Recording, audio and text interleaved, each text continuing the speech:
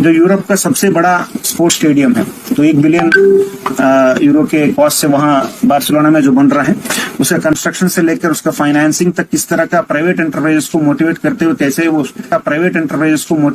कैसे वो स्टेडियम को बनाया है, और क्लब का क्या ऑर्गेनाइजेशनल स्ट्रक्चर है।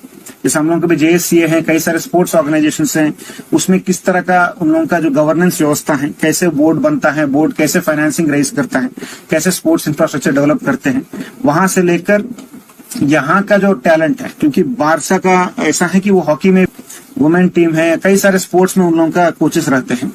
तो बारसा का जब भी वो इंडिया आते हैं तो उनका दिल्ली, मुंबई, बेंगलुरु में उन लोगों का स्पोर्ट्स कैंप्स होता है, जहाँ जो टैलेंटेड यूथ है उनको वो सेलेक्ट करते हैं।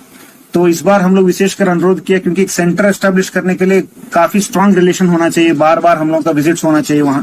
तो पहला विजिट हुआ तो हम लोग कम से कम एक कैंप हम लोगों का रांची में ऑर्गेनाइज करने के लिए उनसे अनुरोध किए, तो बारसा भी पॉजिटिवली रिस्पॉन्ड किया। इसके बाद हम लोग यहाँ से लीड लेकर हम लोग उनसे अप्रोच करेंगे।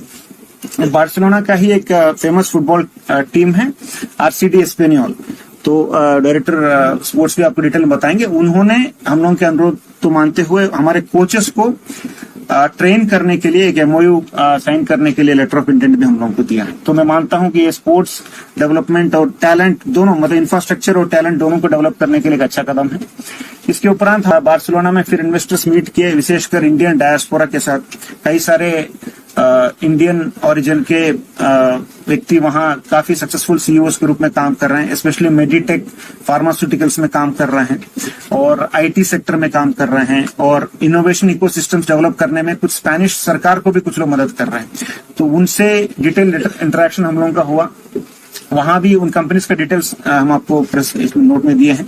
तो उनका सबका फेयरली एक ही बात रहा कि विजिबिलिटी। सर, जब झारखंड आया तो हम लोगों को सर्च करना पड़ा कि देश के मैप में कहाँ है।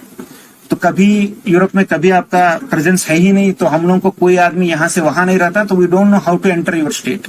अब हम आपके कैपिटल में आएंगे तो किनसे बात करना है, कैसे करना है, हम लोग को कोई आइडिया है ही नहीं।